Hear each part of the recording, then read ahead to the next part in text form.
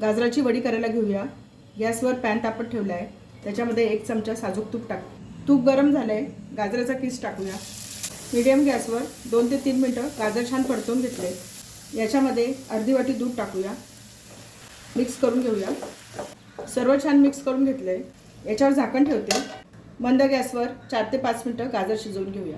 3 ते 4 मिनटं झाली आहे, झाकण काढून बघूया।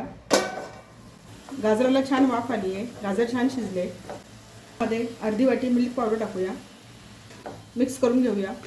याच्यामध्ये साखर टाकते, पाव वाटी साखर घेतली आहे, मिक्स करून घेऊया। साखर विरघळल्यामुळे मिश्रण थोडे ओलसर झाले। मीडियम गॅसवर 4 ते 5 मिनटं मिश्रण सतत हलवून घेतलं। याच्यामध्ये काजू बदामची पावडर टाकूया, सर्व मिक्स करून घेऊया। याच्यामध्ये अर्धा चमचा साजूक तूप टाकते।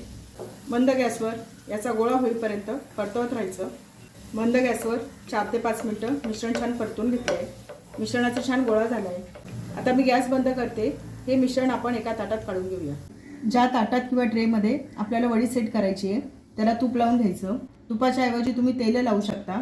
असे ताट वडी करायला घेण्यापूर्वीच तयार करून ठेवायचे। वडीचे मिश्रण टाकूया। वाटीला तूप लावून घेतले।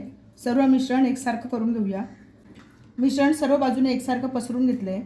याच्यावर काजू बदामाचे काप टाकूया, हलकंसं प्रेस करून घेऊया म्हणजे काजू बदामाचे काप पडणार नाहीत। गाजराची वडी फ्रीजमध्ये 3 तास ठेवली होती। वडी छान सेट झाली आहे, कट करून घेऊया। लहान मोठे तुम्हाला पाहिजे त्या आकाराची वडी तुम्ही कापू शकता। छान झाली आपली गाजराची वडी। आपली गाजराची वडी तयार झाली आहे।